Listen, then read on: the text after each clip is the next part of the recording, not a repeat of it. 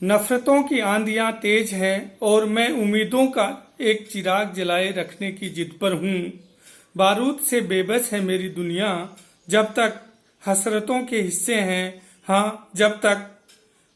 तब तक मैं हौसले का एक चिराग जलाए रखने की जिद पर हूँ।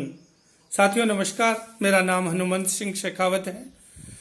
साथियों, आज एक ऐसी लड़की की, बहादुर लड़की की बात करेंगे जिसका नाम है मलाला यूसुफजई। पाकिस्तान के मिंगोरा प्रांत के स्वात घाटी में 12 जुलाई 1997 को जन्मी इस बच्ची की यह अद्भुत साहस की कहानी है। जब ये बच्ची पैदा हुई तो इसके पिता ने इसके जन्म पे जश्न मनाया। वहां लड़कियों के जन्म पे जश्न मनाया जाना वर्जित था।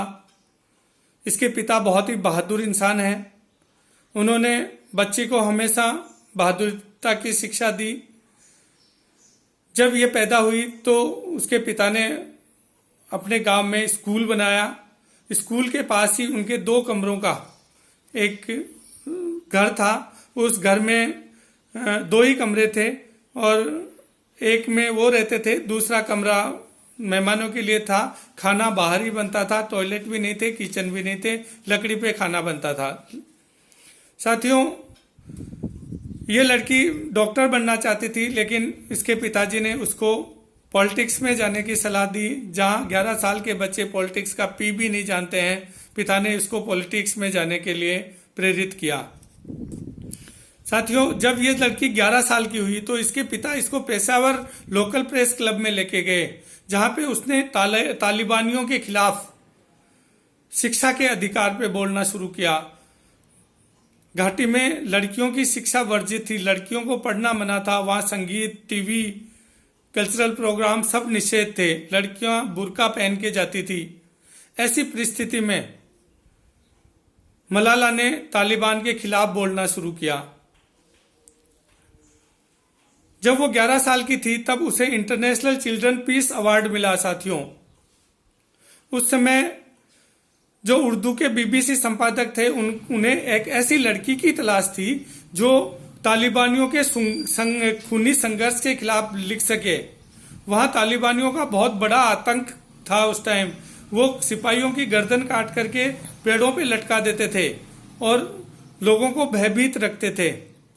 उस समय मलाला ने एक छद्म नाम, गुल मकई नाम से उसने ब्लॉग लिखना शुरू किया बीबीसी उर्दू पे और दुनिया के सामने तालिबानों की खूनी संघर्ष की हरकत को लिखती रही। ये तालिबानों के लिए भी बहुत अचंभे की बात थी और एक सदमे की बात थी कि एक 11 साल की बच्ची ये सब बातें ब्लॉग पे लिख रही है। साथियों, 2009 में तालिबानों का आतंक बहुत बढ़ गया था। पाकिस्तान पे दबाव बना उनके खिलाफ जंग छेड़ने का। पाकिस्तान ने जंग छेड़ा, जगह जगह शरणार्थी कैंप लगा दिए गए। कैंपों में स्वात घाटी से लोग शिफ्ट कर गए, लेकिन कुछ समय बाद घाटी को सुरक्षित घोषित कर दिया गया और वहां मलाला का परिवार फिर आ गया। जब फिर आ गया तो मलाला के परिवार को फेसबुक पे और बहुत से माध्यमों से धमकियां मिलने लगी। उस समय तक उसके चाहने वाले लोग बहुत बढ़ गए थे। उसमें दुनिया में उसको पहचानने लगे थे लोग। तालिबानों से उसका ये जो प्रसिद्धि और लड़कियों के शिक्षा का जो प्रसार करने का जो जज्बा है वो देखा नहीं गया। उन्होंने, जब वो स्कूल से आ रही थी तब स्कूल में 2 आतंकवादी बस में चढ़े, स्कूल की बस में, और उन्होंने पूछा कि अंदर जाके लड़कियों से कि मलाला कौन है। तो मलाला बिना बुर्के की थी, उसने नकाब नहीं पहन रखा था। उसने कहा आई एम मलाला। तो आतंकवादियों ने गोली चला दी। गोली उसकी गर्दन के पास से लगी। 2 लड़कियों को और शांत करने की कोशिश की गई, उन पे भी गोली चला दी गई। वो बेहोश हो गई। मलाला उस समय बेहोश हो गई। उसको पेशेवर के हॉस्पिटल में ले जाया गया, जहां उसका इलाज हुआ, गोली निकाली गई, लेकिन हालत ज्यादा बिगड़ने की वजह से उसको इंग्लैंड के बर्मिंघम में भेज दिया गया। वहां उसका 5 दिन तक इलाज चला। 5 दिन बाद वो 17 अक्टूबर 2012 को कोमा से बाहर आई। कोमा से जब बाहर आई तो उसकी आवाज़ चली गई थी, बोलना बड़ा मुश्किल हो रहा था, बोल नहीं पा रही थी। तो उसके 5 ऑपरेशन हुए और 2 फरवरी 2013 को वो बिल्कुल स्वस्थ हो गई। जब वो स्वस्थ हुई तो उससे पूछा गया कि आपका क्या अनुभव था, क्या था वहाँ। तो उसने कहा कि आतंकवादियों ने मुझे शांत करने की कोशिश की, लड़कियों और जो लड़कियां थी उनकी आवाज़ को भी दबाने की कोशिश की, लेकिन ऐसा हो नहीं पाया। उस समय जो मेरी कमजोरी थी, डर था और नाउमीदी थी, वो सब उनकी आशा के विपरीत शक्ति, साहस और संबल में बदल गई। इन्होंने मेरे अंदर जन्म लिया और वो मेरे इरादों और मेरी महत्वाकांक्षा को रोक नहीं पाए।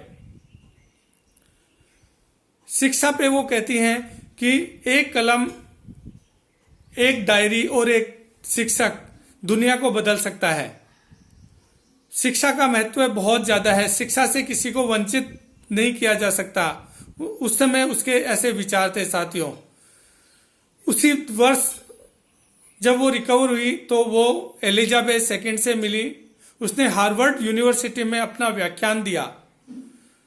बराक ओबामा के परिवार से मिली। संयुक्त राष्ट्र ने 12 जुलाई 2013 को उसका 16वें जन्मदिन को मलाला डे के नाम से घोषित किया।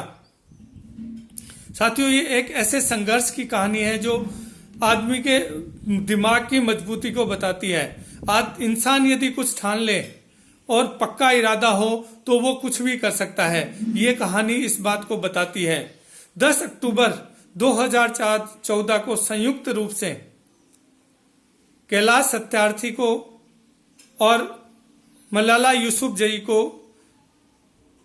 शांति के लिए नोबेल पुरस्कार मिला।